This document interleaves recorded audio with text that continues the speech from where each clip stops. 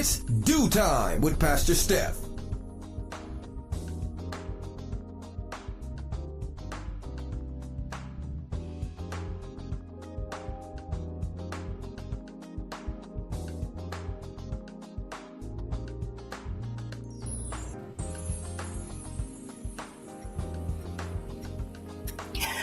Good morning, good morning, good morning. Rise and shine. You're on with this Do Time with Pastor Steph. How are you this morning? That's what I like to hear. That's what I like to hear. For this is the day the Lord has made. Let us rejoice and be glad in it. So, where were you yesterday? Yesterday was Let's Talk About It Tuesday Church Folk Day, and our girl Shantice held it down with our Pastor Vinny and our Pastor KL. And I was able to catch some bits and pieces of the stories yesterday. And one of the stories that I heard was the three men, the quadrillionaires, they had all this money, but yet was running what do you call that thing? The trafficking, the sex trafficking. They were, drugging women and all kinds of things. It's like, it just shows you that money does not buy everything.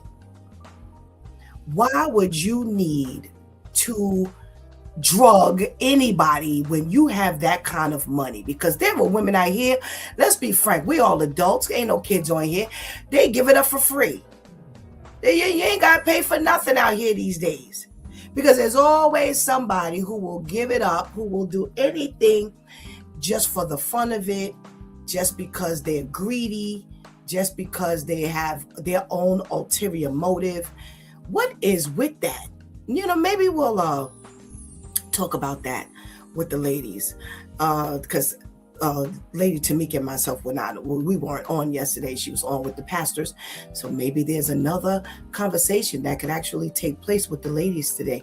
I don't know. Well, the other story I heard was the bullying story of the girl who was on the bus, who wasn't supposed to be on that bus, and ended up fighting one of the other students, and the student later passed away. Now, it would be wonderful to say, I don't have anything to do with that. Well, she had a heart problem already, or she had a brain problem already, that I didn't do that. That already existed. Well, did you do something to exacerbate what was already existing? Is that, whoa, my body is killing me, but I gotta tell you, I can't stop from clapping my hands. Yo, is that the way we looking at life? Is that the way, we're supposed to be functioning? Just day before yesterday, I gave scriptures where we're supposed to outdo one another with love, outdo one another with honor, honoring someone else before our own self-serving purpose comes along. What are we doing for someone else that we would want them to do for us, but when it's our turn, it's like null and void?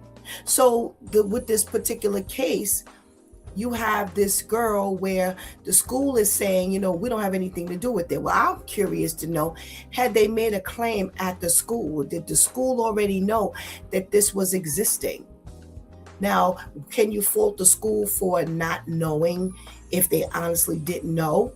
No, you can't fault them. However, are there some other things that they could have put in place that would have prevented at least that girl from being on that bus? Say that. Yo, are you watching God? Are you watching God right here? God is amazing. Yo, he gives us very little out. Do y'all catch that? He gives us very little out. We have to make sure we are always stepping up to the plate properly. Because when we're not, God gonna snag us. Oh, he gonna snag us. He's definitely gonna snag us. So here we are, just like I said a couple of days ago, we got verses regarding how we are to treat one another. And I don't think we're paying attention to this thing. Because if you go to the guys who were trafficking the women, why would you treat them like that? Why do men feel as though women are just nothing, just a piece of meat, just garbage, just something that they can take advantage of?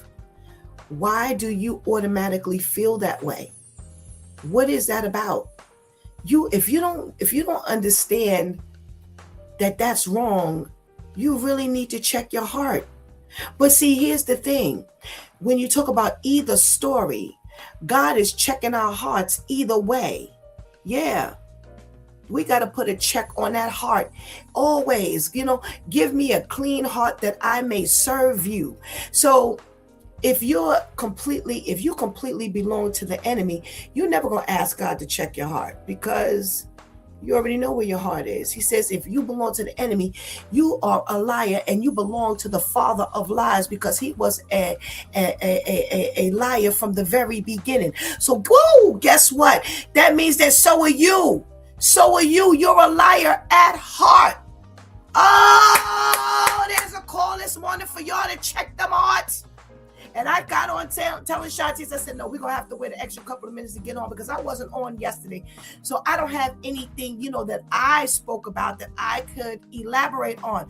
But just paying attention to what Shantice and Pastor Kale and Pastor Vinny was talking about yesterday, that was my segue altogether. Didn't have any idea that God was going to check our hearts. Check your heart. Check. Whoa. Check your heart. Check your heart. You done got up fresh this morning.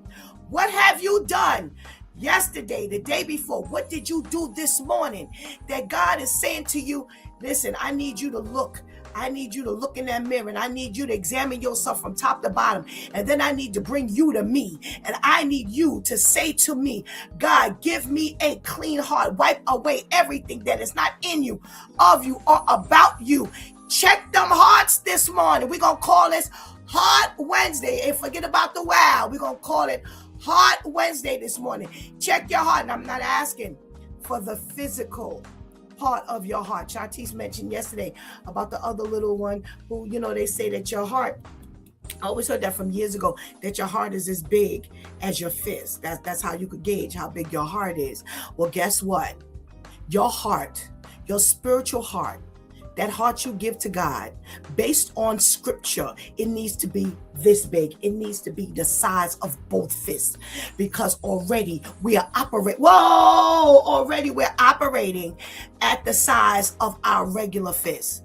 And that is not good enough. Oh, because if it was, we wouldn't have to check it. Oh my goodness. Well, listen, if I go on, then Vivian won't get on. So go ahead and get that healthy breakfast. Go ahead and tell somebody, anybody, everybody that It's Due Time with Pastor Steph is on. And whatever you do, don't go anywhere, because we will be right back.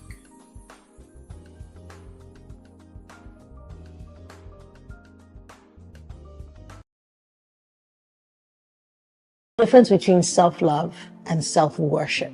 A lot of people think they love themselves, but what they really do is they worship themselves. Self-worship says, this is who I am, deal with it. And self-worship keeps you stuck, because it's all about ego. I'm just like that. That's just how I am. Half of us are living out our traumas, and we think that that's who we are. And because we worship ourselves, we don't change, we don't grow. Self-worship keeps you in stasis and forces everyone else around you to try to adjust if they want to stay in relationship with you. But self-love is willing to look at oneself and say, how can I grow? How can I be better? How can I be more loving to the people around me? Self-love is very powerful.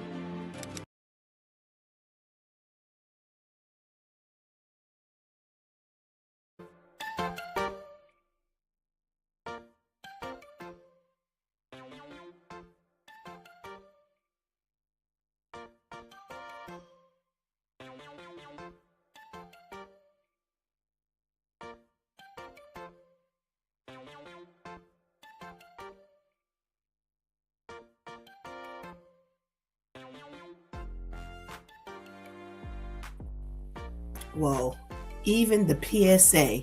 Good morning. Good morning and good morning. Welcome back to It's Due Time with Pastor Steph. Even the PSA is already on the same page as Pastor Steph this morning. So God must clearly be saying something to you today. All right. Well, let's not belabor this any longer. We got to get our girl Vivian on. And it is Wow Heart Wednesday. Let's say good morning to our girlfriend Viv. Good morning. Happy Wow Wednesday. How are you, Pastor Steph? Girl, it's taking a lot to do this wave. You're going to have to come over and wave this hand for me. How are you this morning? I'm well, thank you. Good. All right. You know what I like to ask you? What you got for us today? All right. Today on Socially Conscious, excuse me, we are starting off in New York City. Lawmakers are pushing a proposal that could dramatically change wages for workers across the city. They're saying a group of city council members is advocating for legislation that would raise the city's minimum wage to $30 an hour by 2030, nearly doubling the current minimum wage that is about right now at $17 per hour. Supporters say the proposal is meant to address the growing cost of living in New York, where many full-time workers still struggle to afford rent, groceries, childcare, and transportation despite working a full-time job. So under the plan, the wage increase would happen gradually over the next several years. Larger companies with more than 500 employees would be required to reach about $20 an hour by 2027, with incremental increases each year until it hits $30 an hour by 2030. Smaller businesses would likely be given a longer adjustment period, potentially reaching the same wage by 2032. So bigger corporations have until 2030, while smaller corporations have until 2032, all trying to reach that $30 an hour goal. Advocates say the phased approach gives businesses time to adapt to the new wage increase, while still moving toward a wage that reflects the realities of living in New York City. So this is a proposal that's going on right now in discussions. Hopefully it's something that they will approve and that we can look forward to. Speaking of more money, a proposal is also going out that could change how parking works in New York City. The city is starting to gain, this proposal is starting to gain attention. Some city officials and policy groups have proposed the idea of expanding parking meters or creating residential parking permits for streets that are currently free. The discussion is happening as leaders look for new ways to manage crowded streets and potentially bring in more revenue for the city. So for those blocks that are mostly near homes and different buildings, residential buildings that we can park on for free, they are talking about putting meters there and or requiring that residents of those blocks pay for parking permits in order to park on their block for free. And this is how they are trying to garner money for the city. The idea would mean that some neighborhoods could move away completely from free parking. Instead, residents might have to pay a monthly fee, a yearly fee for parking permits in their area. More streets could have meters installed. While supporters say the proposal could help regulate parking and generate funding for the city, critics say it could make living and driving in New York even more expensive. So right now, this is still in the discussion stage. Nothing has been approved or implemented, but the proposal has sparked conversation among lawmakers and residents about whether the city should continue offering large amounts of free street parking or begin charging for more of these spaces. They are also saying that this could help with the parking issue in New York. If you're a driver, you know, depending on where you live, it's very hard to find parking. So they're also trying to throw out there that this could ease up parking for the residents. Yeah. Lastly, we have an update on the story that Pastor Steph brought to us on Monday, I believe it was, about the teacher who was tragically killed after a prank gone wrong, while the wife of said teacher has entered the chat, as they say. And the wife is saying she is asking authorities not to prosecute the teenagers involved. The teacher died after confronting students who had come to his home to TP his yard as part of a senior prank. During the encounter, as Pastor Steph let us know, he slipped in the street and was struck by the vehicle driven by one of the teens. So as of right now, 5 teenagers were arrested after the incident. The driver is facing serious charges, including vehicular homicide and reckless driving, while the other students face misdemeanor charges related to trespassing and the prank itself.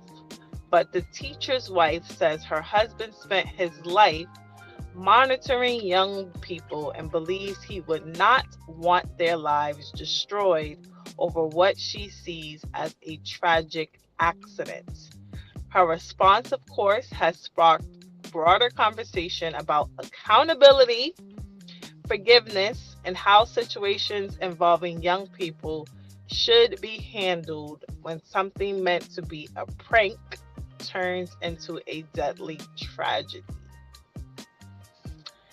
And now we have our wild story of the week, which is a strange new lawsuit that is raising questions about how far artificial intelligence should go when it comes to giving advice. Now we know ChatGPT is out there. Many people are turning to ChatGPT for everything. Well, this one lady who was in a lawsuit with a life insurance company over a disability case, she turned to ChatGPT for legal advice. And as it was said that ChatGPT pretty much influenced her to fire her human lawyer and, in a sense, hire it instead. And that's exactly what she did. She fired her human lawyer and turned to ChatGPT for advice on this case. It says that the lawsuit claims the chatbot essentially convinced her to fire her human lawyer and rely on the AI instead, helping her to draft legal arguments and documents in an attempt to reopen the closed disability case. Unfortunately for her, the plan didn't work. The judge still denied her request to reopen the case, meaning the original settlement that she agreed to was kept in place. The case stayed closed, and she continued to fight this, trying to get her case reopened using ChatGPT.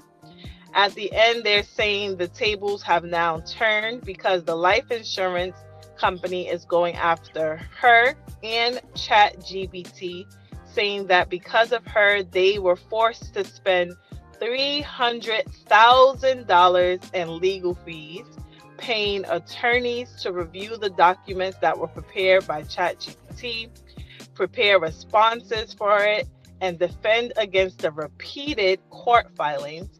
Because of that, the company is now suing OpenAI, claiming ChatGPT essentially acted like an unlicensed lawyer and caused them to rack up major legal costs. They're asking for that $300,000 back, and up to $10 million in punitive damages, which could turn into a landmark case about how much responsibility AI companies have when people start treating chatbots like legal counsel. So now, when she thought she would be using ChatGPT to get more money and to win this case, now she finds herself in a legal battle because of her decision to use ChatGPT as a lawyer. Wow. But this has been Vivian with Socially Conscious, giving you the news that we are following. Remember, if you have any wild stories you would like to submit, please feel free to direct message me on Facebook. My username there is Vivian BM, and come back every Wednesday to find out if your story has been chosen. Thank you, as always, to our loyal viewers and listeners, and thank you, Pastor Steph. Thank you, Vivian. Thank you. Always got the stories that's going to make us go, All right. Thank you so much for your contribution into today's episode, and we pray you have a blessed day. Thank you. You as well. Thank you. Boy, a lot of stuff to mull over. Well, you know what we do on Wednesdays. We kind of reverse the process of saying good morning so we can get our girl Vivian on. Well, let's say good morning. So if you're in the room, please make sure you check in so that I know you're out there. I don't know you're there if you don't give me a shout out. Let's say good morning to our boy Terrence. Good morning. Thank you so much for joining us. Terrence reached out and checked on me yesterday when he saw Shantice on, just making sure I was okay. So thank you so much. Thank you so much, Terrence. We got a check-in from our boy Serge. Hey, Serge. Good morning. Thank you so much for joining us. We got a check-in from our girl, Ketty. Good morning, Ketty. Thank you so much. You must have been getting that coffee this morning. The guys beat you to it. Lady Tamika, thank you so much for joining us in the chat room. Looking forward to talking to you behind the screen in a minute. We got a check-in from Charlotte. Hey, Charlotte, good morning. Thank you so much for joining us. We appreciate you. All right. Ketty says, I love that PSA. And Terrence has got some feedback from Vivian's story, so we'll read them when the story comes up. And we got to say good morning to the ladies that hold it down for us each and every morning. Without them, we would not be on. Let's say good morning to our girl Shantice. Good morning. Looking forward to talking to you in a hot second. And let's say good morning to our girl Anika. Thank you. Good morning. Thank you for always hiding out in the cut, making sure we are doing well. All righty. Well, Vivian has definitely got some stuff for us to talk about this morning. So we're going to the lawmakers here in New York City, who they are pushing the proposal to change our minimum wage. So now we're at like $15, and they're looking to change it. They're making this push to change it from what it is now to $30 by 2030, because it would address the constant change and increase of New York City living. We've got childcare, we've got rent, we've got food, we've got utilities. Boy, the list goes on and on. So they're saying that, even with people working full time, they are still not making it. So they're looking to move this to a hefty $30. Now, here's the thing. They're making a proposal to do it incrementally so that the larger companies would start at $20. They would increase to $20 by the year of 27, which is only a short time from now, because we're in March of 26 already. Time is flying. So, they're going to be, if this goes through, they'll be changing. If you work for a large company, they'll be changing it to $20 as of 2007. And over the next 3 years, until you get to 2030, you would graduate to $30. Now, for the smaller companies, they are giving them till 2032. Now, I don't quite know what they consider to be a large company or a small company, but either way, you already know where you are if you're working there. So, they'll do those small increments until they actually reach the $30. So let's see what our ladies think. Let's say good morning to our girl, Lady Tamika. Good morning. Good morning. Happy Wow or Happy Heart Diagnosis Wow Wednesday. Okay. All right. And let's say good morning to our girl, Shantice. Good morning. Good morning, ladies. How are you? Morning. Well, you're well, about as well as we could do right now. Thank you very much. All right. Let's get to talking. Lady Tamika, what say you about this not only increase, but their way of actually distributing it is, going to be customized, but ultimately to get to $30 in a matter of 4 years. This sounds good on paper, but you have to know that when you do that and you've got, so for instance, if you've got someone, and not picking, it just is what it is. If you have someone working at a fast food chain and they're making 30, and I'm working at a corporate company, if they're making 30, then that means that you've got to up the ante on me too. So does that mean I make 60? You're going to have a whole lot of fights on your hand. And in addition to that, New York is already as high as it is. We're having issues now in areas that we didn't think of. This goes up because of oil, and this goes up because this goes up because of steel, and this goes up because of that. And so, this thing has been in the air for quite a while about, them bringing up the minimum wage. I remember when they shifted the minimum wage to $15 in certain areas, 13 in others. That's where you have some of those issues. So you got to be real careful when you decide that that's what you're going to do. Trust and know everybody's going to have their hand out. Oh yeah. There's a whole lot of questions behind this thing here, Lady Tamika. You're on to something. So you brought up a couple of things. Let's see what Shantice is thinking over there. What you got, Shantice? Well, my concern is it going to have New York City raise other things now to match? Yep. To match because now I would kind of be on the up. You don't want me to be on the up for multiple reasons. So if I'm making $30 an hour, that's my minimum. Is MTA still going to be $3? No. You're going to find a reason to raise that. You're going to find a reason to raise fast food. You're going to find a reason to raise everything that you can. Now you're going to have to start paying for a library card. This is like, they're just going to start implementing things that's like, when did they start doing this? When? So it's like, it ends up still kind of working against you because the more they give us, the more they make us to have to pay out. So so that's just my concern. Like, so we not going to feel like we, as they say in the streets, I just came up. How short-lived will that be?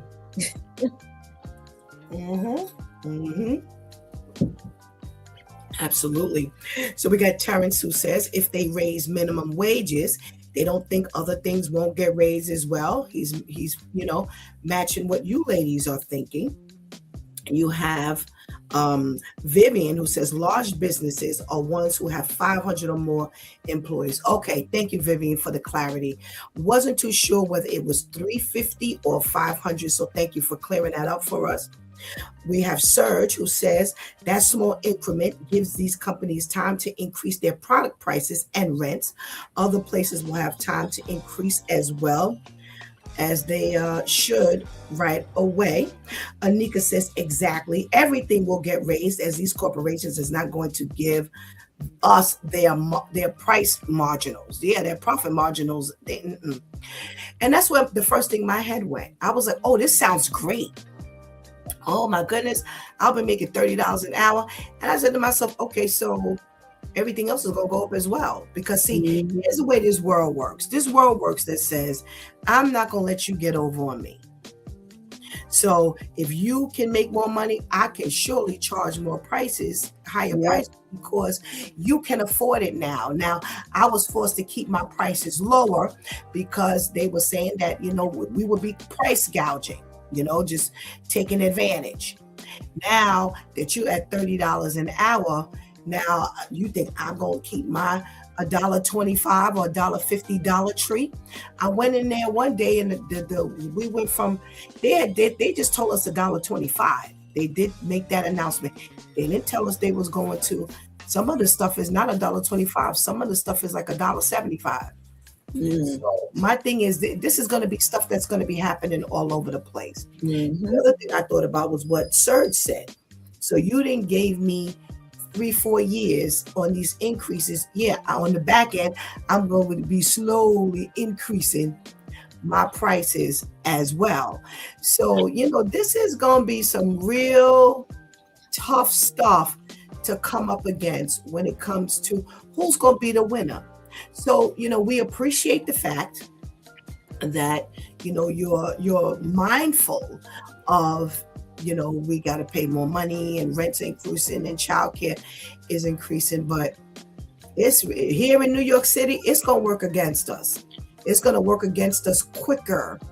Because look at the next segment that Vivian brings up. Yo, I got a pet. I am just twisted over this next thing. But guess what? This now feeds what everybody was just saying in regards to this. So the next segment, the item that Vivian brings to us, is that now they will change parking. So already, as you know, if you're in New York City, we used to get like your money, your meter, you used to like a quarter, and you used to get an hour, 2 hours, 3 hours. Now it's like a quarter for like 40 minutes, 45 minutes. Some places in the city is a half hour. Now what they're proposing to do is to expand the parking meters. So where you would find on, like, let's say for argument's sake, on your major intersections or your major streets, you would find that in residential areas, they would now have parking meters. Woo! And now they're saying that they need to meet the increase of all of these cars. So now they're going to add parking meters to the side streets. You better believe they're going to increase the amount that you pay in the regular parking meters. But you have some resistance, of course, because now people are saying, well, if you charge us extra for everything, it's going to be more expensive to live in New York, where Mom Donnie, his whole proposal was to keep New York less expensive. Shantice, is he really getting what he said, or is he really pushing what he said? Not from the sounds of this. You putting parking meters on side streets? How do you think that's gonna work? So the goal is to try to get New Yorkers to not drive at all. That sounds like that's what the goal is. Like, even on the side streets, I have to worry about alternate side parking, what time I move my car, night regulations. What? Why? That's part of the whole benefit of not living in the city. Right. If I live in Queens, if I live in Brooklyn, if I live in the Bronx, as long as I'm not living on a main street and I don't have to park on a main street, I'm good. How is this? I just see a lot of fights happening. But somehow I just see there being a whole lot of fights breaking out. So what happens with the blocks that are part driveways and the other homes on the block don't have driveways? Like so now you're going to be forcing people to take their chances to now be ignorant and park in, like, to block someone's driveway, not go in their driveway or figure out park here and get up and move soon, but then they're going to oversleep. Like, I don't even understand the place that you are helping to create.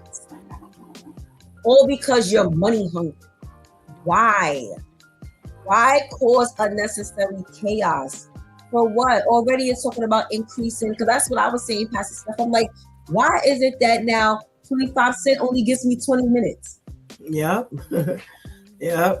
I know what I gotta run back out here and feed the meter, or and you this whole get on the app. You know how much it costs to pay for it on the app? Wow. Did Yes. they increase the prices on the app? No. Here's what they do on the app.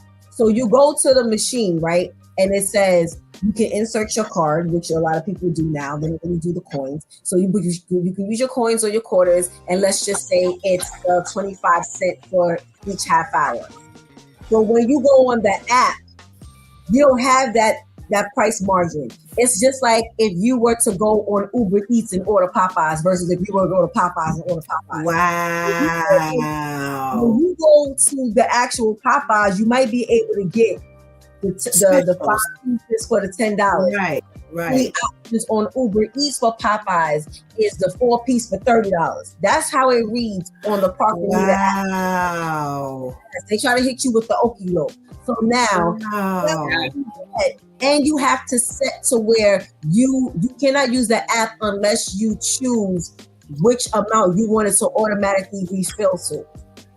Wow. So I can't just go and say I want to pay 15. Yes, 50 cents for 60 minutes. No, before I choose that, I have to choose 25, 50, I think 75, and then $100 as to what I want to automatically. Yes. But I want to automatically refill. Who's doing that? So you have to. Wow. Yes. So pretty much you just contend with running back and forth to the meter.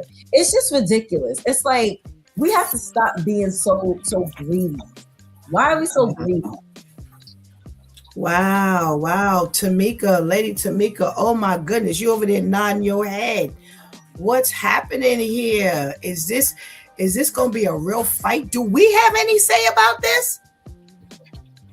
When I say that's trauma. You know, as we get older, you have doctor's appointments, and you are literally held hostage out there. In areas where there are plenty of places, like she said, that okay, so the facility is over here, but like the whole block and areas around the block all have driveways, so I can't park here. Okay, so then it's like, okay, we finally found one.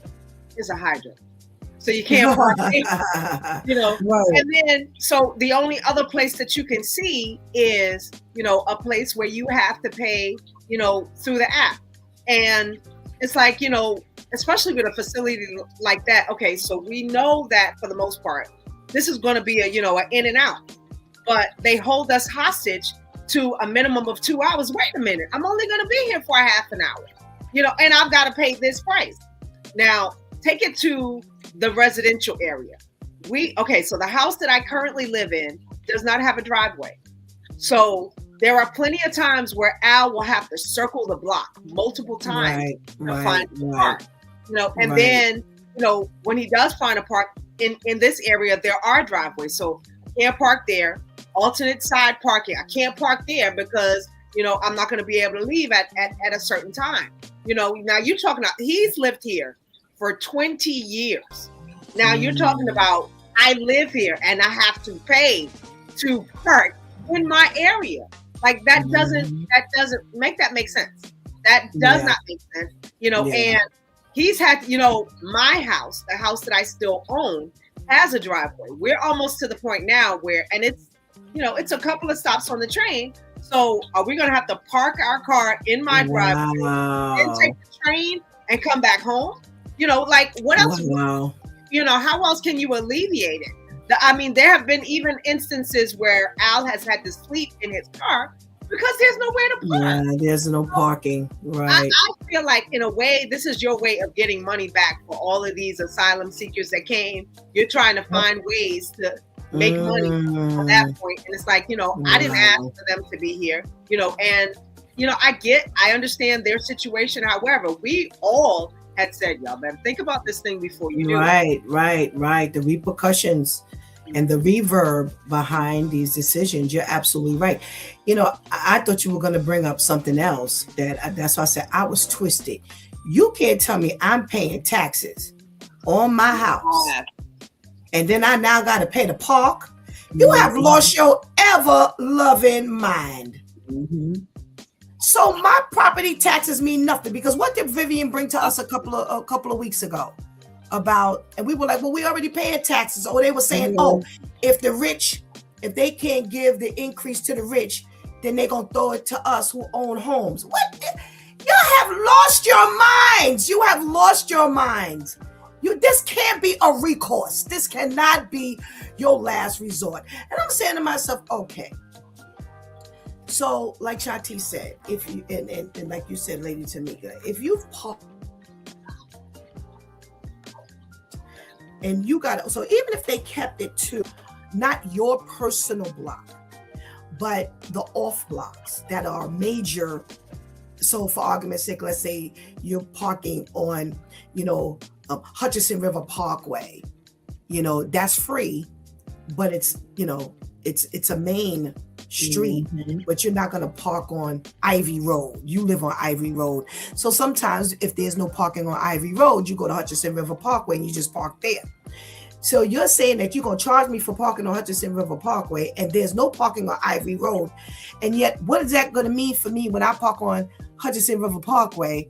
Because you're going to have parameters for when I park on Hutchinson River Parkway. I can't park at this time, can't park at that time. Then oh my gosh. I'm like, are you serious? I got to get up at 2:00 in the morning to now move my car and to double park. Right. And I know exactly what you're talking about, Lady Tamika, about some people just have to kind of sleep in their car, because there's certain places I say, Al's been there for 20 years, but I don't understand people who move into these places and you ain't got no parking. You didn't look, you own a car. Now I'm not buying a car and I'm not moving to no place where I ain't got no parking. So now I'm gonna have parking, but I'm gonna have to pay for the parking. I think it goes right back to what Shantice was saying. They're trying to just discourage you from having a car. Plain and simple as that. Because this here, the stuff that they're talking about doing, this is crazy. Terrence says the crazy part is that they're trying to do the street parking right when we're gonna be paying all that money to the city, and then we think we get it back with the $30 an hour, not knowing that everything else is going up. That's exactly what we were talking about. It's going up before we can even get to the 30. What do you think is going to happen when we get to the 30? You don't have, okay, so they're discouraging you from getting a car, but the subway toll just went up. So right. You still stuck. Right. Anyway, you still got to pull out your pocket. And if you're saying to me that you're going to tax the rich, I don't see where it's happening. Right. Because if you did, we wouldn't be worried about all these stupid little things you keep wanting to kick back to the poor man. Because that's exactly what happened. You either poor or rich. You ain't no in between at all. We've got Nico says, right, and there are houses on the block that have more than 2 cars already taking up space. Absolutely. So now you have this, now you have all of this influx, and now you have, this parking wars going on. We got to check in from Miss Grace. Good morning. Thank you so much for joining us this morning, Miss Grace. Hope you're doing well. So, this is not, I'm sorry. I asked a rhetorical question a minute ago. What can we do? I'm tired as a homeowner. Every 5 minutes, I keep getting hit with an increase. I'm about tired of this. I told you all, I think a couple of weeks ago, that I looked at my mortgage bill for the following year, and it was $230 some odd. that I would be increasing. So here's what happens. You sign a mortgage that says I'll pay $1,000 a month, right? So you add another $200 for your escrow. So you said, all right, you know what? I know how much I'm making. I can sign for $1,200 a month, because if I was in an apartment, I'd be paying the same. I can sign for that. But lo and behold, with the increases that are continually getting applied to you, when you look up, you're paying $1,700-$1,800. Now you are back in your mortgage payments because you can't afford when you initially could afford to live there. Yeah. I don't think they're thinking of the reverberation of a lot of the things that they're doing. There's no way in the world this is going to be to the average man. There's no way in the world. You are saving the rich man from having to pay an extra dollar, but you are nickel and diming us in every single thing, down to the parking meter on a regular block. Are you serious? You can't be serious. Mom Donnie, I don't know how long you gonna last, my brother, because we've been in here 3 months, and everything that he's talked about has gone down the drain. Everything he has talked about is going straight down the drain. Tamara says, I agree, Tamika. They don't want us to drive the cars. They want everybody on the train systems. The Long Island Railroad, basically the city, won all this money for the government. So if they put parking out, oh well. And he says, and no matter what the government says, whatever is going, they're going to win. They remind me of the casino house rules. House always wins. It's true. It's true. That's why I said we have no say. We have no say. All we do is just sit back and just allow these. And they want to know why they're losing residents for New York City. That's why people are constantly moving. What'd you say? Because they can't afford it. No. Because I'm going to tell you something. This is just indicative of what's going to happen if they change this minimum wage to $30. If you could work at McDonald's and get $30 an hour, you better believe they're going to smash you every single place. If you go get a bottle of water, it's going to be $5. You ain't going to have to worry about going to the club and getting a $5 bottle of water. It's going to be $5 right at your corner store. Because guess who else they're taking property taxes and hitting them with? The stores, those businesses, those little businesses that's in our neighborhoods. That's right, the bodegas. That's right, they hitting them as well. So we are really, really in, man, if you don't have God in your life, you are on sinking sand for real. Oh my goodness. All righty. Here's an interesting twist. Day before yesterday, I brought the story of the teacher who, the school, and I want to make sure I mention this. The school had sent out notices to the parents and the students asking them to refrain from the pranks. They do not only not listen. Y'all know what I'm trying to say. Shut up. But they take it to a teacher's home where they toilet paper his home. He comes out, he falls, and timing is incredible. That the driver of the pranksters actually mows him over with his car and kills him. So they arrest all of the 5 who were involved, charging the driver much more heavily. And now the wife of the teacher is making a petition that the children, the students, 18 and older, will not be charged for this murder because the husband spent his years working and helping these children, and would not want them to be charged for this tragic quote unquote accident.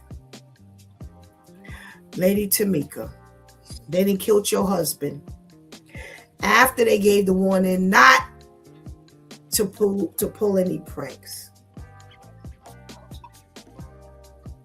how many times in our lives do we get warnings? We don't even proceed with caution. We just drive right on in, speed, and that literally is what happened. You were told, don't do this. I commend the wife, understanding, like, when we often talk about stuff like that, you can't make this stuff up. You can't, girl. How in the world could that have happened?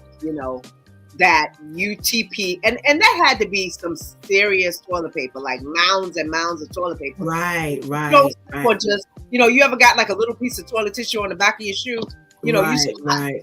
So you did it up, and he slid to his death, and I commend the wife for saying that, but I know she's going through it, and to look at this child, and the child didn't mean, it's so fun. I didn't mean it. How do you look me in the face and say, I didn't mean it? That's a real good heart, and I understand why she would say that, because, his life is already ruined. The whole idea of you seeing your teacher, you mowing down your teacher and you seeing it, that's going to stick with you for life, Absolutely. Oh, Ooh, Shantice, they gave warning, and they not only pulled the prank, but they came on your property where you live to pull the prank. Again, I asked, how did they know where he lived? What due diligence did you have to take in order to obtain his home address? That alone warrants a punishment.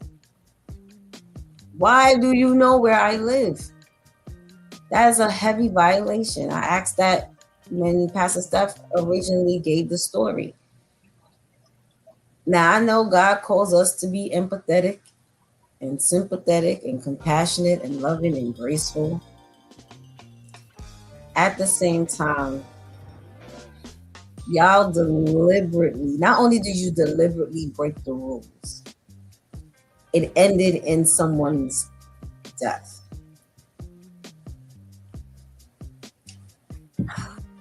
I can't say God didn't put it on her heart to say this. That would be some heavy mercy God is having on these children.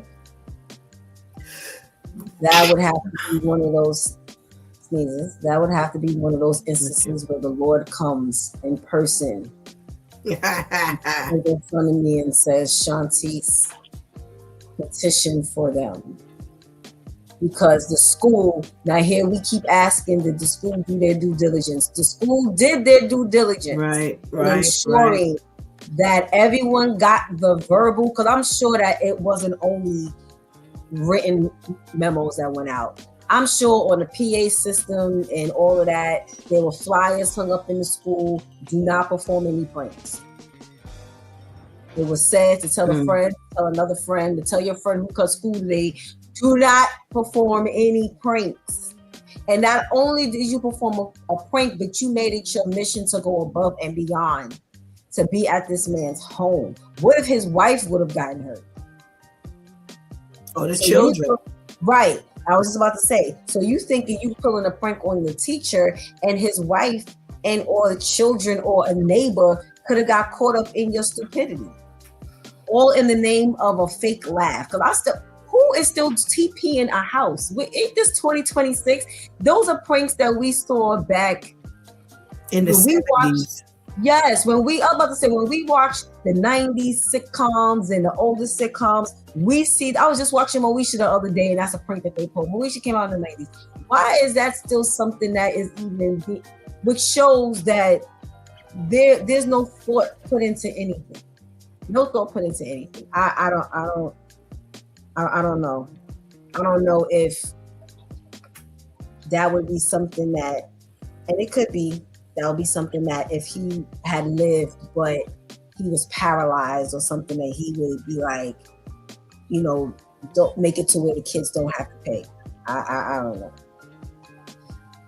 You know, Pastor Steph, I believe that these children probably frequented that home. You know, this is something that they did on the weekend, maybe. You know, because how else would you know where I live? You know, how else would you know? Yeah, maybe. You know, there have been teachers who have invited the kids over to the house to do, you know, some project or extracurricular activities, you know. So, and then again, we don't know how large the town is, you know. So, you know, everybody knows your name type of place. So you're right, Shantice, to ask, how did you know? But, you know, there are many ways that we could possibly answer this question as to how. You know, for her to have compassion on the children could be because she also knows them. Well, how could she know them? Because they've been to her house. So I agree with you, Tamika. You know, that was one of the thoughts that came to my mind. You know, maybe they live in a small town, or maybe they went to the house or something. I don't know. Terrence says, I want to see the wife. Oh, okay. So I'm going spiritual here.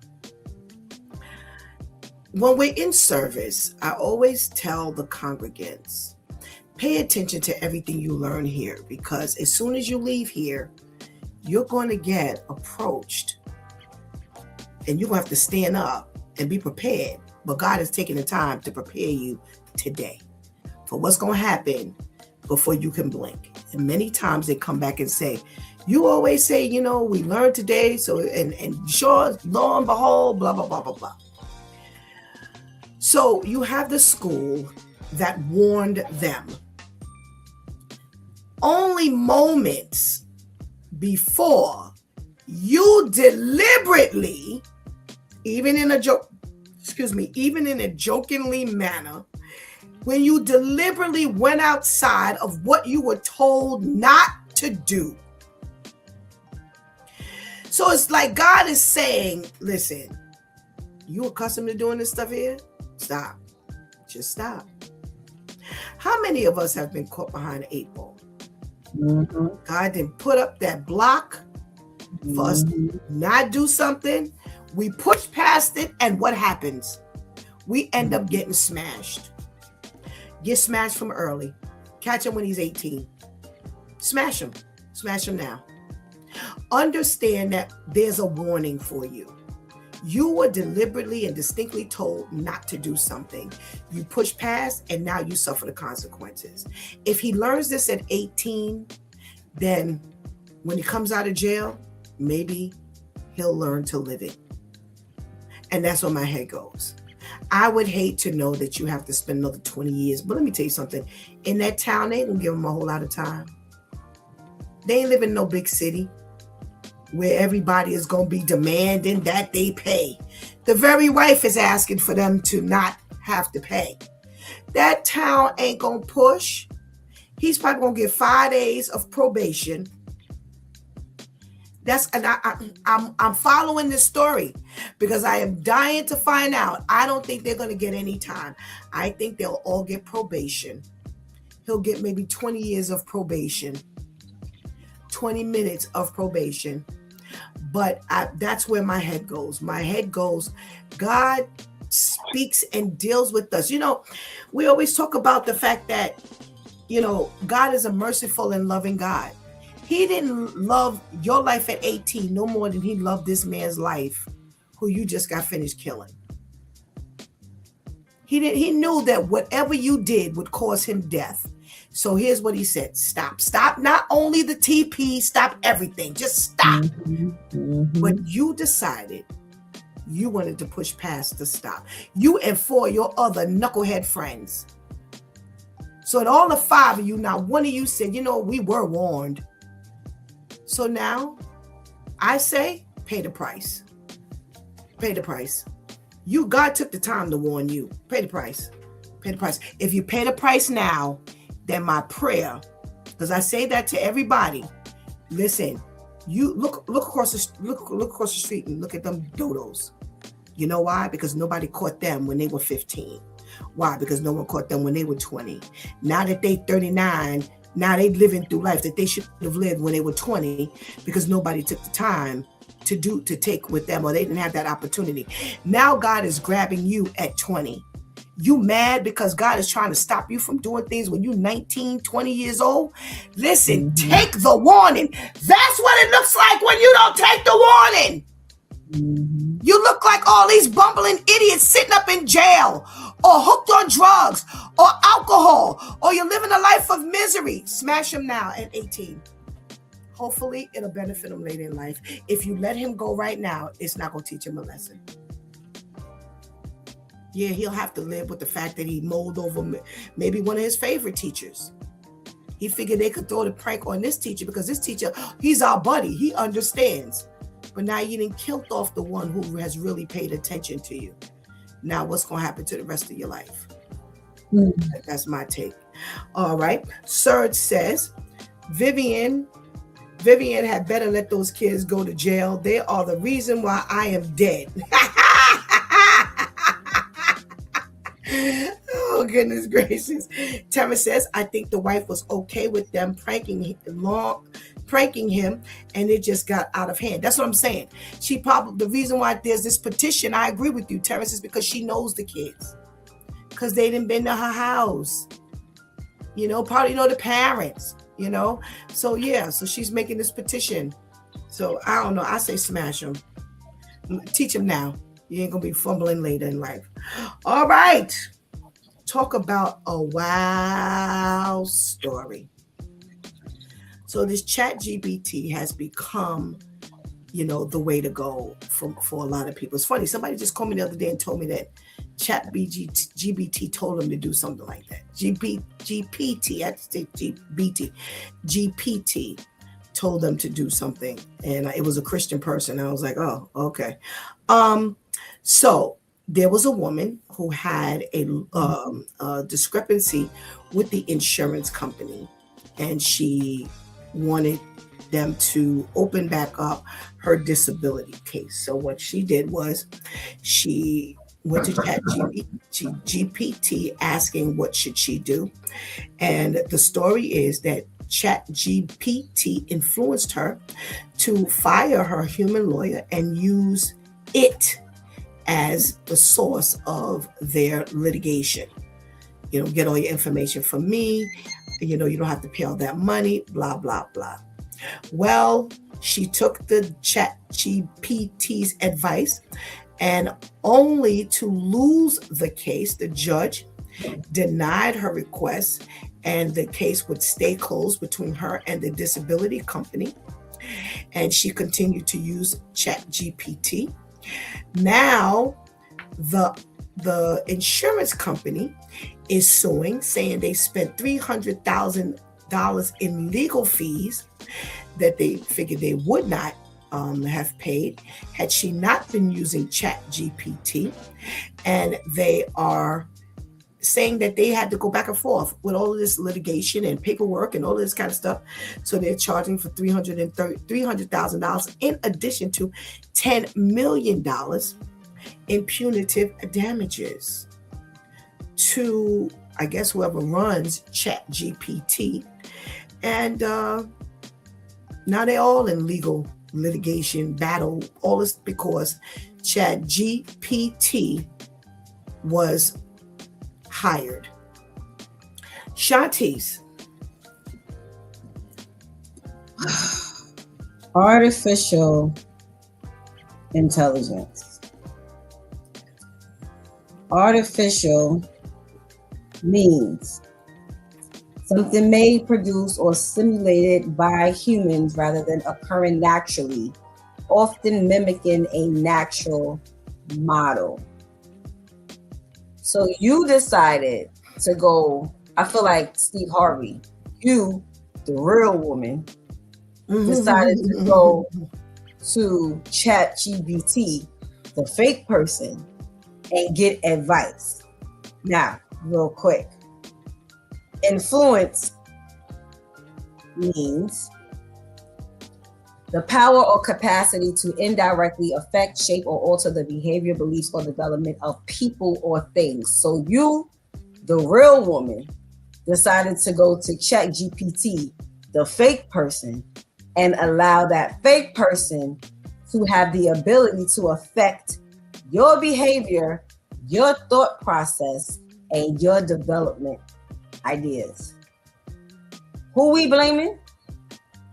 The real person or the fake person? You chose to fire the real person to follow with the fake person, even though it took a real person to make up this fake person. Mm-hmm. And now you want to sue because you didn't get the counsel that worked for you? No. It's not her suing.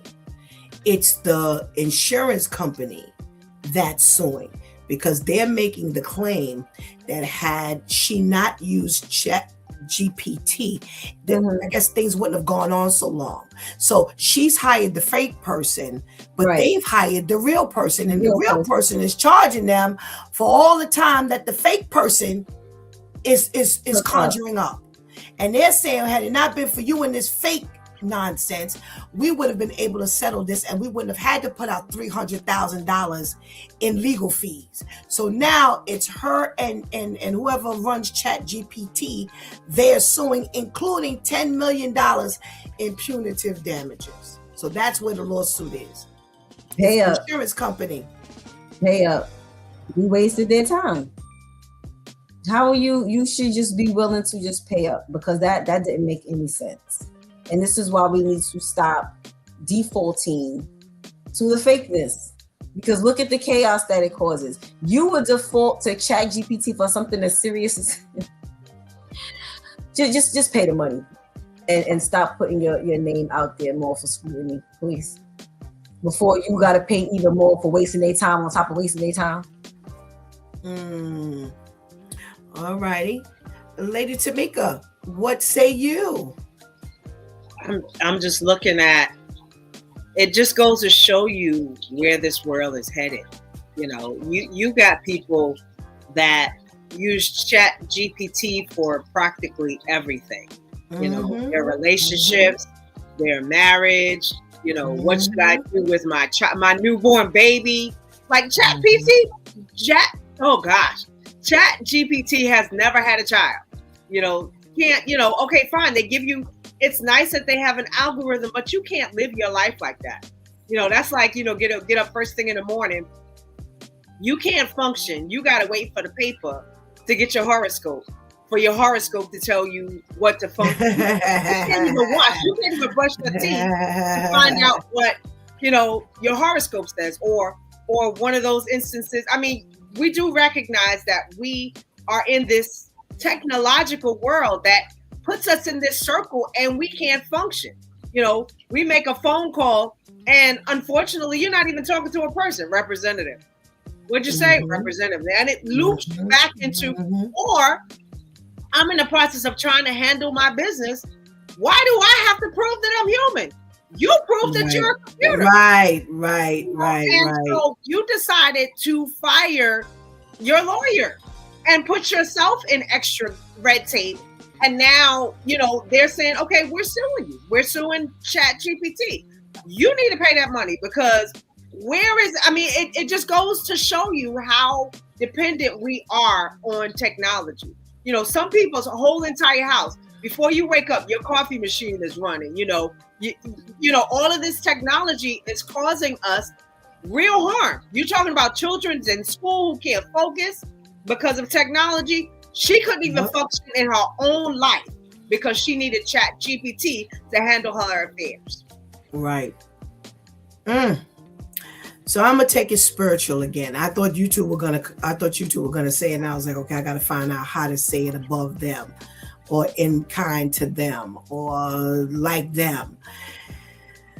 We have a creator who has created us. Yeah. We won't defer to him at all. Who knows us. He's made us. He understands us. The Bible says that he knew us even before we were formed in our mother's womb. We won't go to him. Not at all. But we'll go to the one who was made. That was made by him. Oh, did y'all catch that one? Yep. Did y'all catch that one? Y'all just got finished both saying that man made ChatGPT, you don't even go to that man. You go to the thing that man made, but that God made it all. You won't go to him. And you trying to figure out why now you behind a $300,000 plus $10 million lawsuit. This all happens when we don't want God. Yep. All happens. Terrence says, like I said in the beginning, these big corporations and companies that think they were doing things by the book when they weren't, ChatGPT is opening up a whole new can of worms, exposing everybody who loves ChatGPT. Anika says this should give people and hopefully companies pause for trying to find ways to replace workers with this artificial intelligence. You know, you both of you ladies have said it. It is artificial intelligence, something that is not real. Mm-hmm. I think they didn't forgot the original of the meaning of artificial. Mm-hmm. How have we as a society come to rely on something that, like you said, Lady Tamika, you're looking for it as to how to handle your baby when this thing has not handled the baby? Well, let me tell you, I don't know if you both of you remember, but we did a show with the millennials a few years ago, and the question was out there. It says, would you go to a live person? Right. Or would you go to the internet? Y'all remember that? Remember. And some of the millennials said, one of the questions was how to raise your child or what to do with your child. And one of the millennials said, I'm going to sooner go to the internet. That's what you have here. You have the artificial intelligence that's handling it. And that was a Christian person. Mm-hmm. I'm not going to trust the person who God could be dealing with. So if Lady Tamika, you had kids and you were raised by Big Mama, and Big Mama then instilled all of these things in you, God, and all kind of moral standards, and you got a child that's in college, you got a child that's a doctor, you got another child who's an airline pilot, and they're gonna look at you and say, nah, I'm going to the internet. Who God has used and can use as a model to help you. Because Big Mama didn't raise everybody's child in the block. Mm-hmm. She knows how to nurse. She knows how to do all of these things. Yes. She didn't play security guard. She didn't taught you how to bake and cook. But you won't go there. But you'll go to the internet. And this is where we are in life. Tara says, I say things that we use. Some people do not know how to use it for its real purpose. ChatGPT is not used for people to ask how to raise a child. Used for like ways to get out of what? Out of things. But I'm still puzzled as to, can you really use it for that? What were you going to say? Pastor Steph, this is confirmation, because I remember God put it on my heart to ask him, like, everything that I do, I want to come from you. All of my creativity, everything to come from you. And this was pre-chat GPT, like really being pushed and promoted. And when it came out, it seemed so convenient, as far as like, oh, you can give me the layout for this. And I got different people like, oh, you're doing a lot of different things and it's good. And I want to sit with you and show you how ChatGPT can help you do this, that, and the third. And as they're speaking in the back of our mind, it's like, yeah, that sounds nice. And I'm sure that's what it was designed for you to give the foundation, and then it helps you put everything in order, schedule everything, like help you with that. But because we are who we are, we don't just leave it there. We take it to the extreme. We take it to get the foundation instead of asking it to assist us with structure and so on and so forth. And every time I would go on ChatGPT, the Holy Spirit was like, why are you using this? Didn't you tell God that you want him to be the source of all your ideas and everything? So why are you consulting with ChatGPT? And for a little bit, I was going back and forth, and I said, you know what, God, I'm going to stick with what you put on my heart to request. And ever since I did that and I deleted the app off my phone and everything, different things, nothing to this extreme, but different things in regards to ChatGPT has been coming up to reinforce like, this is artificial. If you're trusting God to give you things, but you keep deferring to this, how are you now building your relationship with God when you keep deferring to this? This is no different than when you keep referring to man, when you need to be deferring to him. And it's like we keep like you say, using different things to replace how we're supposed to be conversing with him and that intimacy with him. Now, this is just another thing that stands in between us becoming intimate with him. So it's just extra confirmation. What does ChatGPT stand for? What does the GPT stand for? Does anybody know? I guess I could have looked it up while you were talking, but I'm looking at, you know, what people. So Terrence says it was not used for how to raise a baby, but how to get out of things. Well, technically, it's the same thing. You know what I'm saying? What? It's it says for chat generative pre-trained transformer. What in the world does that mean to me?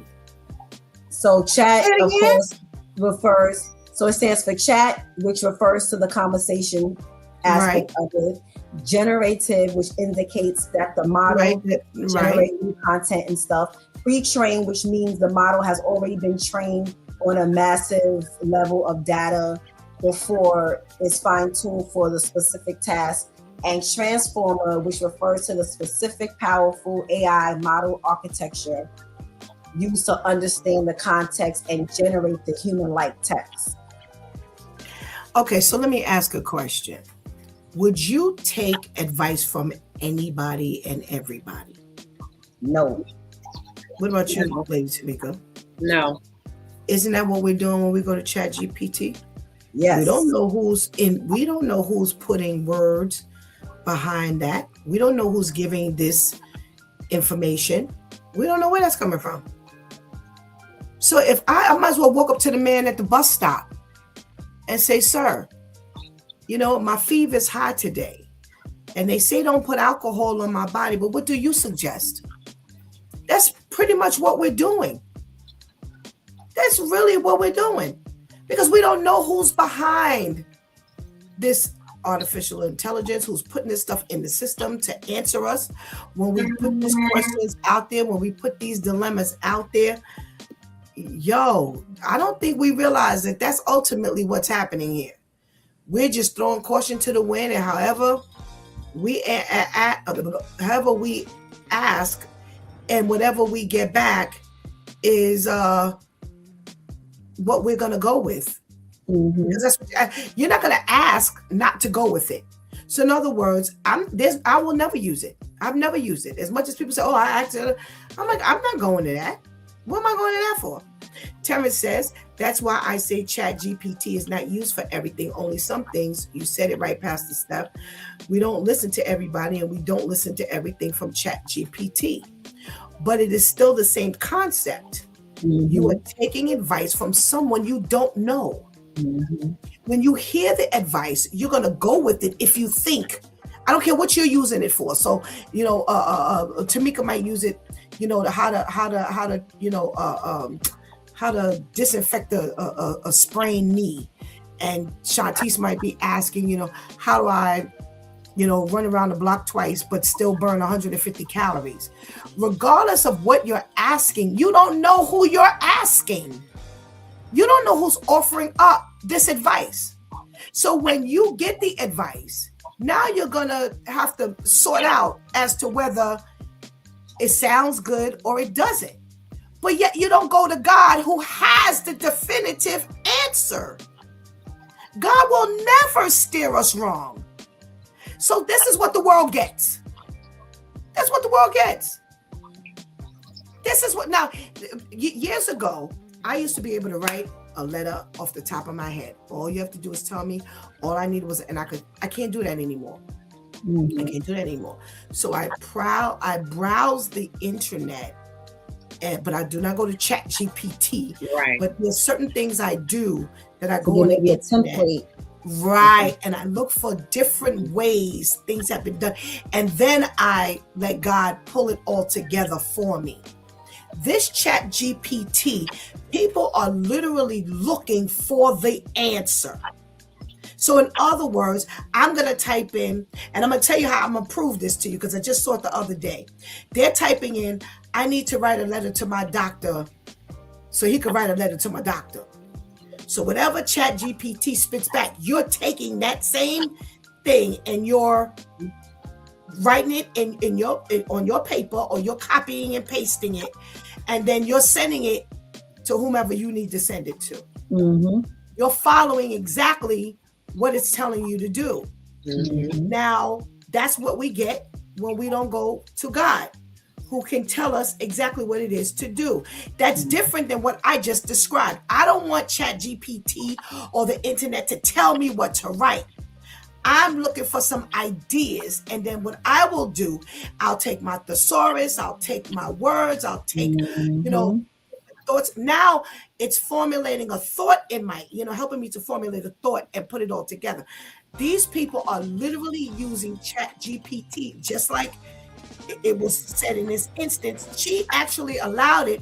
It told her, fire your lawyer, you can hire me and I will tell you everything to do. That's exactly what happened. That's what people are looking for ChatGPT to do. I'm not interested in why you want ChatGPT.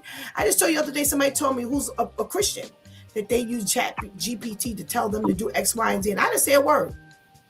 I asked no questions. And y'all know I'm a question asker. I didn't ask a thing. I just sat and listened.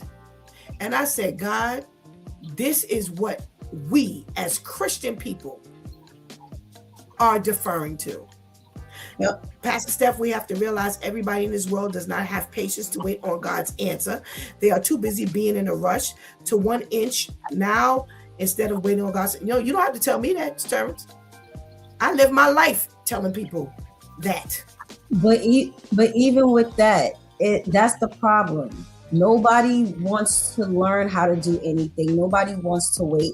And the world keeps offering these fake answers. Substitutes. Yes. These fake answers that are actually substitutes that help you get nowhere. So you don't learn how to. My niece was asked something last night. I don't remember. And someone said, oh, well, she said that they don't really write in school because everything they use the devices. And I'm like, okay, so now you have yet another disability. I was just talking to her about learning how to take shorthand dictation. I said, do you know what that is? She said, no. I said, see, that's a problem. We were literally taught that directly when I was in middle school. Now y'all are in middle school. So now not only are they not teaching y'all penmanship, but y'all don't write at all. So here goes the spelling. Here goes learning how to properly hold a pen and pencil. Here goes grammatically the word. Right. You don't really learn punctuation all that much only by typing. You have to learn how to write. You have to learn. You know, there are people who don't know how to write on loose leaf paper where there are lines, and they don't know how to write the letters on the line. And telling time. Yes, like grown people don't know how to do these things because the world keeps offering these fake answers that makes you lazy and handicapped, and you thinking you doing it. And you thinking you making it, and it's not a tool. And then you get mad when someone points out to you that you don't know how to spell, that you don't know that your grammar is off. Now you all offended and you mad. But hello, these are things that you need. So you need patience. ChatGPT is not teaching you patience. No, he says Terrence says the crazy part is ChatGPT told her to fire a lawyer and use her and for ChatGPT to scare a live lawyer is crazy because a real lawyer wouldn't have not made the other lawyer work so hard. And that's like ChatGPT. And that's exactly what happened. Like I said, Terrence, I agree with you 100%. That's what I spend my time here 5 days a week talking about. The fact that we are finding substitutes for the real God. Yes. because nobody wants to wait, because everybody's got this instantaneous microwavable desire. You know, yeah, I need my answers now. Let me go to ChatGPT and they'll tell me what to do. And that's exactly why it is failing us. That's exactly why. It may seem good. It may even quote unquote work. But at the end of the day, we're going to end up behind the 8 ball, letting ChatGPT and AI tell us everything we want to do. You know, I produce flyers for the events that I do, the announcements for the broadcast. And on one day I opened it up and it said, let what did it say? Let AI create the flyer for you. And I just sat there and I looked and I said, no, thank you. And sometimes I'm like working, but I'm like, no, I can, they give you a million templates. I can take, you know, a little piece here and there and change up the font and do all of that kind of stuff. But again, it's telling me don't use any of your creativity. Don't use any of your ingenuity that God has given you. So here you have Tamika, and I'll throw it out to you, Lady Tamika, because Shanti said it. You have a group of children who are not even learning to use a piece of paper and a pen. What does the world look like right now? It is ever so scary. You trust artificial intelligence before you trust God, who created us all. The fact that this thing said to her, go ahead and fire your lawyer. I'm just looking at something like that. Don't feed your baby. Don't sleep with your husband. Isolate yourself. Kill yourself. Like, how many other suggestions, you know, because we realize that this is an algorithm. Right. You know, it's not a person, you know. And here's the thing that a lot of people don't realize is, and I'm talking about, I'm putting it in a corporate perspective. When I worked for this specific company, they gave us a bot. So basically, we taught the bot how to function. We taught the bot how to respond to customers, blah, blah, blah, blah, blah. Then the bot began to tell us what to do. And we had to respond according to what the bot said. Regardless of what I know, my own knowledge. My knowledge says that the information that you're giving me is not accurate. However, because I'm employed by this place and the bot tells me to do this, then I've got to do this and say this to the customer. And unfortunately, this is how we are at the point where we're living our life. You can't even get up and write a letter. You can't send a chat to a person. You can't communicate in real time with your friend. People don't even talk anymore. Pick up the phone and call somebody and check on them. This is the world that we're living in. So now, because the bot says it, you know, or because ChatGPT is saying it, this is how you're going to function. No, we don't want God. We don't want the real true answer that will function for the rest of life, because God knows your entire future. He knows your past, your second. He knows your emotions, those things. He knows your triggers. ChatGPT only has this segment that was taught to it by something. And based on the algorithm, it gives you an answer, you know. And how do you know that that's going to work for your life? I'll give you one more instance. I remember Al had gotten toner from the printer on his hand. He utilized the internet. And when I tell you there were 20 different remedies to get the toner off of his hand, and in actuality, all he had to use was a pumice stone, you know, but he went through all of these options. You know, he tried alcohol. He tried fingernail polish remover. He tried, you know, how many different no's are you going to get from ChatGPT before you understand that the real true yes comes from the entire source? The whole thing. The producer of the manufactured product who created everything. Go back to the source and trust and believe. You'll get the right answer the first time. Right. And that's what the word of God tells us. You know, you would defer to something that the maker made opposed to trusting the maker. Correct. Crazy. But the Holy Spirit reveals to me too that this is one of the ways that the enemy is using to speak to us. Absolutely. Because he knows that we're going to rely on this. So I may say the first 5 things that don't seem harmful to continue to get you to trust and rely on me. And then it takes that 6th time. To where I have you doing something like this. Because it was not God who told you to fire your lawyer only for you now to be getting sued. Right. But not only getting sued, but for an amount of money that she could never pay. Right. You can't even get your disability case open, but you're going to have 300,000 plus 10 million. Right. So God told you to fire your lawyer so that you can have any type of penalty. If it was $2, any form of penalty, that was God. There's only 1 or 2 entities that help you make that decision. And God is not going to help you set yourself up for the downfall. If He's going to give you a consequence, it's going to come direct. He's not going to tell you to do something that's then going to lead to your consequence. That's just dumb.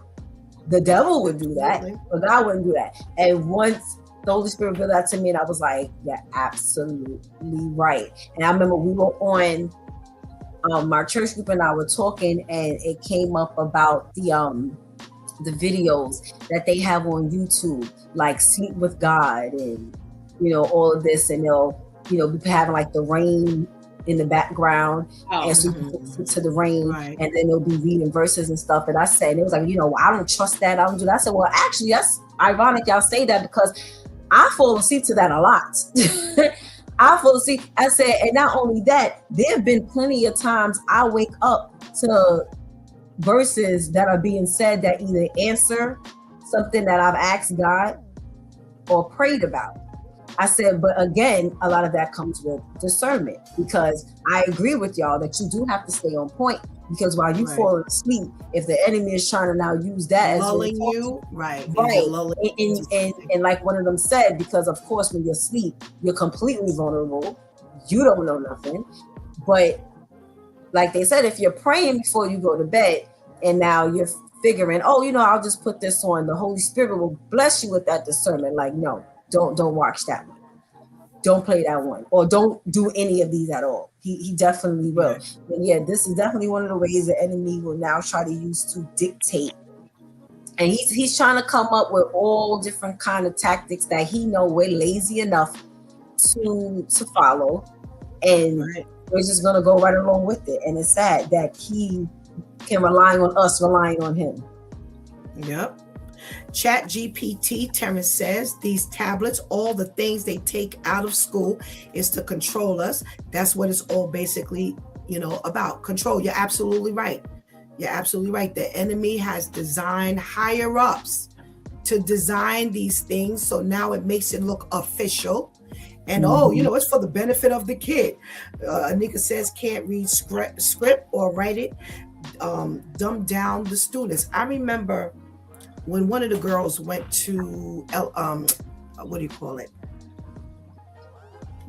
Nursery, the daycare, and they gave them like a little report card. And one of the things was they know how to recognize their name. So they said no, and I'm like, yeah, she does. She knows how to recognize. She knows what her name looks like. And you know, Shawnee's has the most complicated name, actually. Shantice, Tamasia. I mean, they're not normal names, if you will, but they're a lot easier to spell. Mm-hmm. But I don't think it was Shawnee's that I was talking about. It was either Shantice or Tamasia. It must have been Tamasia, because it was here in Queens. Tamasia. She doesn't recognize her name, and I said she does. Oh, they said, we want her to recognize it in script. I'm sorry. My 3-year-old has not learned script. So why are you rating as to whether she should know her name in script? I was like, no, take that nonsense off of there. Again, the higher ups are designing these things to put against our children that's not realistic. So now you don't teach them script, but now you take the pen and paper away from them altogether. Now let me tell you how this is bad. So we used to have meetings all the time, and I'll never forget. I master a notebook and a pen. Why? Because for me, visually, it works better. So when I think about, so for argument's sake, if I've constantly written on this piece of paper, if I step away from that paper, if I'm trying to remember something I wrote, all I got to do is close my eyes and I can visibly see the paper. I can remember that I wrote the word Tamika up in the right-hand corner with a phone number. So I call back to the house and say, Shantice, do me a favor. Look at my notebook, look on this page. I said, look, and she said, Ma, it's all over. I said, no, all you gotta do is look up in the top right-hand corner. Right. I wrote Tamika and her phone number. Or I wrote Shantice's name in red, and that's on the bottom left. That's the way my brain, because I have that type of photographic memory. What was happening was they were saying, okay, we're gonna bring you the notes. We're gonna type the notes out and we're gonna hand them out next time. So they handed it out and I looked at the paper and I was like, oh, hell no. I'm sorry. I'm being honest. That's exactly what I said. I was like, nah, this ain't working for Stephanie. Why? Because all the typewritten words look the same to me for Stephanie. So imagine how many children. So that's a skill. I'm not tapping myself on the back, but I'm just telling you that's a skill. Because what happens is God uses that memory for not only that piece of paper, but how many other things in our lives that God uses our memory to call back things. When you write notes in your Bible, you remember you wrote a note in your Bible. Why? Because all of the words on the paper look the same. So God utilizes that skill for his glory. He utilizes that skill to help move you in life. So now I've taken away all the paper and pens. And all you got is one piece of thing that looks like everything else. That I'm giving. How does God develop your brain like that? God can't develop your brain with this here like that, or at least to the degree that he could. And because everybody is accustomed to working at this level, when he pushes us to this level, there's a war. Am I making sense, ladies? We're so accustomed to working on a lower scale. As long as all I need to get by, all I need to use. No, God is pressing us to grow. And we can't grow because we're allowing this world to dictate. All we need to do is this much. So the world has told our students, all you need to do is know how to, you know what? I can type quicker with all my hands on the board. I can literally type all the numbers, all the symbols. I can run a keypad. I don't have to look at it. Now, here's what the world has been taught. Oh, as long as you can type with two fingers, you good. But I was taught years ago, we were taught straight typing. And when you were taught everything on that keyboard. Everything on the keyboard. I remember working with a guy and he said, I want to type like that. This well before two fingers came along. So I want to type like that. And I was like, what are you talking about? He said, I want to type like you. You don't look at anything on the board. He said, all you're doing is looking at what you need to type, and you type everything. Symbols, numbers, everything. Don't underestimate the old school ways of doing things, because there was a lot more they were teaching us than what they're teaching our children now. We have been has life been watered down for these children that they don't have to do nothing. My God. Well, what are they teaching? That's why there's so much time for these teachers to introduce LGBT and all of that, because you ain't teaching nothing. Now I see why there's time to stand around and watch them fight and do all of this, because they come out of the womb knowing how to work these tablets. It's true. You don't have to teach a baby how to drink from a bottle or how to drink from how to be breastfed. As soon as you put that to their mouth, they know what it's there for and how to utilize it. That's exactly how these devices are. You don't even get them in the car seat home from the hospital from birth yet. And already they hitting the home button or scrolling up, getting identified with the YouTube icon look like on the screen. They scrolling past all the other icons. Once they see that big red one with the white play button, they know that's YouTube. You ain't got to teach them that. So now, like you said, Pastor Steph, you're giving them this. What are you really instilling in them? You're not instilling anything. I know someone my age who went to go apply for a job. Part of the application process was they had to type, I think, 40 words per minute. I believe it was 40 words per minute. They didn't have to do it live. Somehow they had to type something and then bring it back, something like that. However it was done, they got their child to do it. Oh Lord! And the way I tore them up, I'm surprised they still talk to me, because they were everything from a ditz to everything. I created new names to give them, and I'm like, you got your child taking your test. So if you get hired, which is the worst thing that God could allow, if you get hired and they expect you to do this, what you gonna say? Let me take my coffee break and right you go home. Right. You gonna go home and get the child out here. You gonna bring the child here to type for you. How does that work? So even in my generation, which I question more and more every day, even in my generation, where we will learn things directly, but we were taught things directly, we still didn't grasp. Some of us still didn't grasp everything that they was to grasp. Because even if you weren't like you, Pastor Steph, you should still know how to type the basic words without looking. That and I know how to do those things. Now, don't be asking me to type the whole soliloquy. Excuse me, I gotta look. But the basic words, you should know where to hit the cap and the shift button. All that. You know nothing. We were taught typing in school. Why'd you have to go get your child to pass this test for you? Because while so they were never teaching, ask you to type, they never gonna ask you to type again. Because when you were being taught typing, you thought something else was more important to learn, and didn't realize the value of why you would need this typing class later. And that's life. That's what we're faced with now, y'all. Ladies, this has been I was going to end early because I ain't feeling well. Boy, y'all helped to take me straight into the end of the show. Thank you so much for your great contribution into this conversation, and we pray you have a blessed day. Thank you, too. Thank you. Ooh, artificial intelligence. Amazing that what God has allowed to surface, we're using to replace God. Terrence is right. This is a set of people who nobody wants to wait on God. Nobody wants to be patient. And, this is the easiest way to get things done and the quickest way to get things done. Everything is on this expedited path.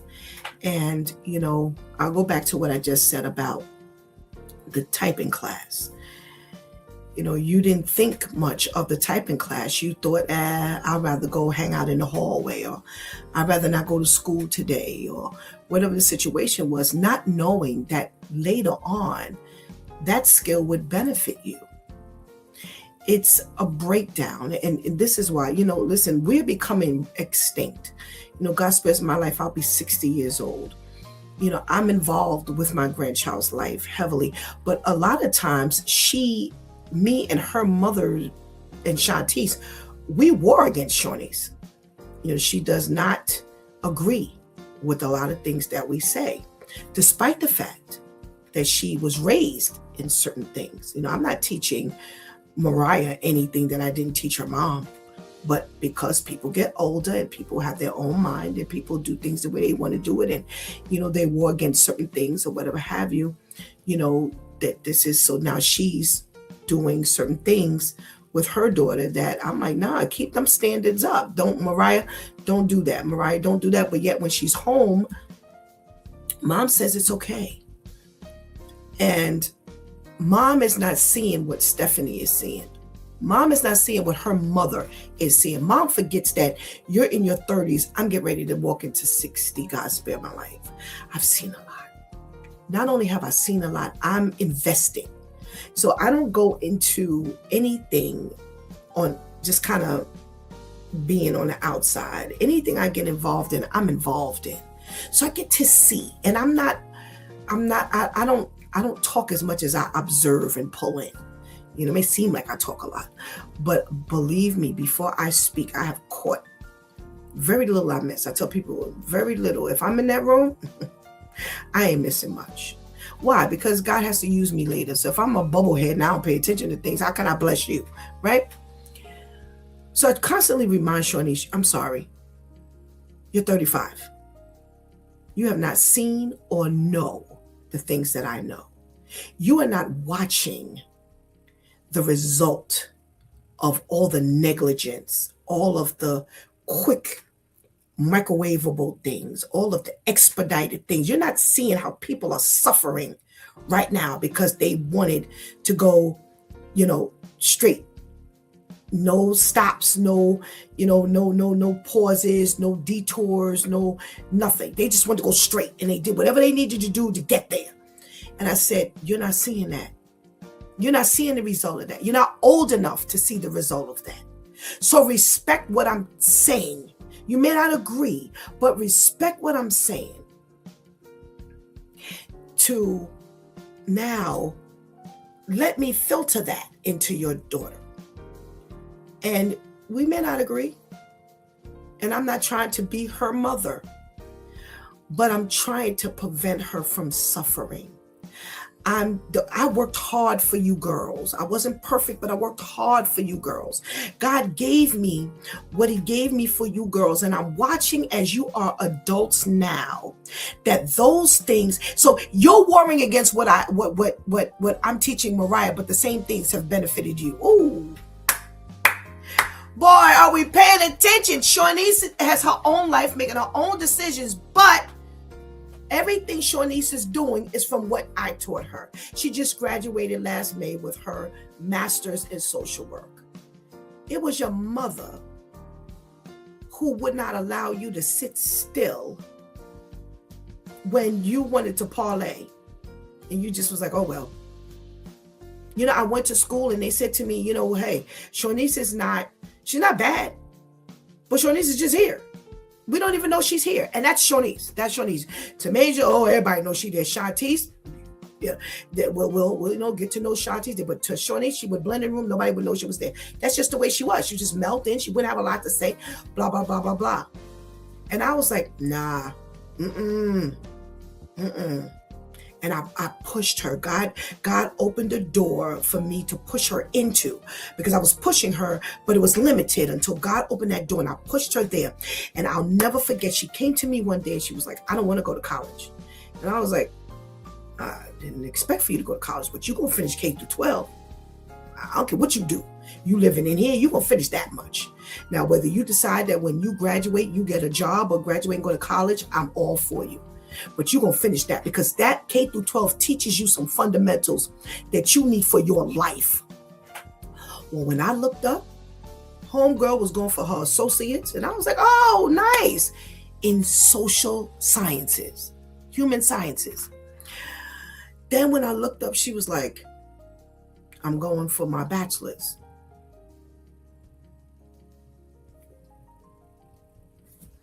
Then when I looked up, she was going for her master's. All because she had a mother that would not let her die on the vine. All because she had a mother that God instilled in her what to do with these girls. All because she had a mother that would not allow, parents I have heard tell me, I've had parents I've heard in the room say, well, they need a little time to kind of get to know themselves. I don't think so. And do what? While you're trying to get to know yourself? Die? Not here? Now, you may agree, you may not agree, but I'm watching the fruit of my labor that was only given to me by God for those 3. Because see, what I gave those 3 may not work for others at their ages, but he gave me for those 3. That came from God. They ain't come from no ChatGPT. They ain't come from no artificial intelligence. It came from God. And I'm talking about not even being a praying woman that I am right now, but staying in church long enough to just kind of pick up the bits and pieces, knowing that I need to be in church. God needs to have some kind of influence on my life. I had not given my life to the Lord, but because I put myself in the arena. Faith comes by hearing, and hearing by the word of God. If I wasn't there, it couldn't be given to me. If I didn't put myself in a position, it couldn't be given to me. And I give God thanks, because from what I've come from, what I've gone through, I could have definitely ended up anywhere else. But I had 3 girls that I was determined was not going to become a piece of garbage. They were not going to become lackadaisical. They were not going to just do any old thing with their life. No, I'm not going to tell you which wall the book to walk in, read, but you better believe you're going to read a book. And I look at how she wars against us, sometimes against Mariah. And I'm saying to myself, you don't realize that I'm looking at a world where the enemy is having a ball with these kids. See, you think that you got here, so she's up against something different than y'all were up against. And God has blessed me enough to keep up, that even at 60, I'm functioning as the 35-year-old. I remember my grandmother always ahead of her time. Always. She was always doing stuff, always presenting things, always suggesting things. If you stuck with her, you may not have thought that it was going to work for that time, but trust me when I tell you, you hear me quote stuff here all the time from her that she said when I was a young adult, when she said I was a kid, and I see it now. I see now. Back then, she used to say, I'm not marrying nobody. They liars. I'm not marrying anybody who's not in the Lord. She would say stuff, and we were like, Dad, why are you all extreme? Now, if you don't want to submit yourself to the Lord, you ain't going to properly submit to nobody on this earth. And if you are submitting to them, it's because the Lord has mandated it so. And even your submission may not be exactly the way God wants, but because this world is accustomed to its working, that they're satisfied with that. But she was way ahead of her time. She would always talk about stuff. And even that terminology I don't like to use, but for the sake of understanding for everybody, yeah, she would tell you stuff that you wouldn't see right then, but you can land. And that's what I try to give my daughter. Look at what they're doing with our children. They don't even want them to write. I remember being a human resource administrator and having a form, and I gave it to one of the young kids, and he brought it back, and there was a date, print your name, sign your name. He brought it back. He printed his name in the signature side. So I said, Mark, what? No, you got to print your name here, but sign your name here. And he said, Steph, I don't know how to write in script. And I was stuck.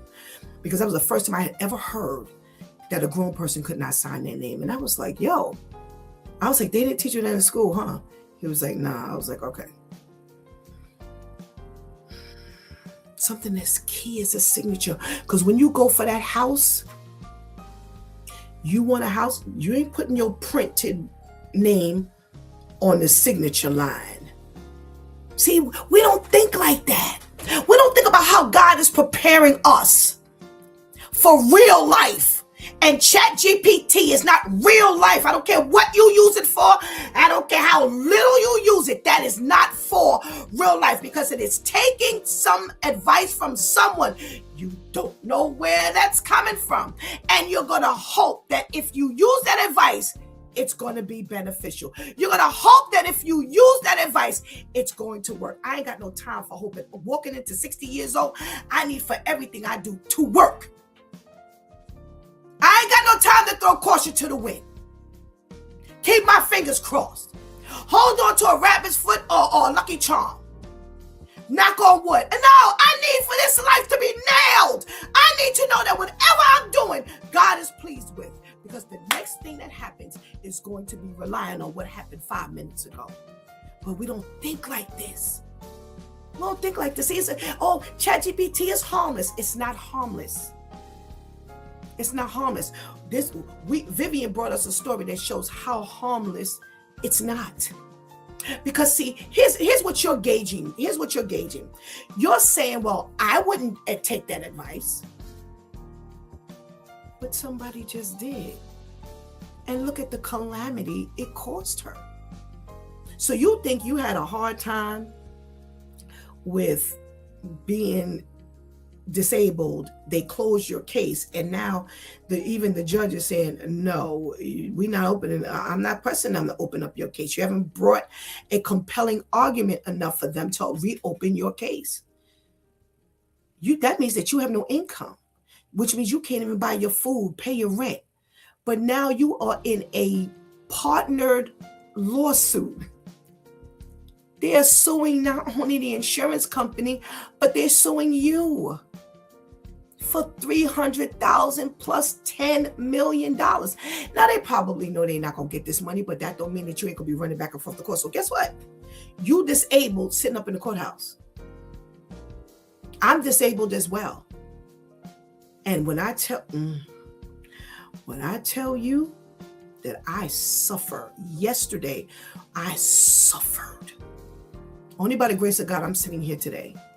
So I know what it is to be disabled and I have an appointment. I'm like, because I hope and pray that my body, because I got to go to the doctor. I have to go to this place. Or I have to go.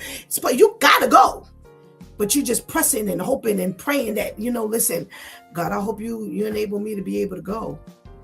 So here she's now wrapped up in a lawsuit where she's going to have to show up whether she's physically ready or not, or it's just going to prolong the case. So it's not innocent. Anything that you use that can fail you is not safe. It's not safe. Not when you have options. And if you don't realize it, I'm introducing the option of God. The very Alpha, the Omega, the beginning and the end of our existence. All good and perfect gifts come from above. Not from ChatGPT, from above, from God. God knows everything about us. The word of God says he knows every hair on your head. He can number. He knows every level of head. So as you combing it, brushing it, and it's coming out, as you losing it because you taking bad medication is working against you. If you're going through chemotherapy and it's coming out, if you just old and it's coming out, whatever the reason is, every time it drops, he knows. And he knows Shantice is the same time he knows me. He knows Terrence the same time he knows Shantice and Stephanie's hair. He also knows Terrence's hair. He also knows Tamika's hair at the same time. He knows it all. And I don't ever have to worry about if I took advice from him. It's guidance. It is guaranteed to be right. I may not see it at first, but it will manifest into the best thing I could have ever decided to do. But we want to go with ChatGPT. Again, I always say it here for the longest time. This is a result of us saying no to God. He ain't mad. He's just going to let the enemy exist. He's going to give you every ability to choose him. And you choose not, then you just deal with what you did choose. God has made us a free agent, and he has not changed that yet. No matter how bad it's getting, he is not changing the fact that we are free to choose everything we do. He has not made us robots at all. At no point has he made us a robot. We still have every ability to choose him or to choose the world. And when we choose the world, aka the enemy, the devil, because that's who's running the world. Yeah. So let's get ourselves together. We can't learn to live off this AI. Like I said to you, I just take some templates and, I add in all of my, skill that God has given me to make the flyers, and I get a lot of compliments. Oh, this is beautiful, blah, blah, blah, blah, blah. And see this, and I use the template. I just change colors and change fonts and do all of that. If I allow AI to just take over, then how do I bless God?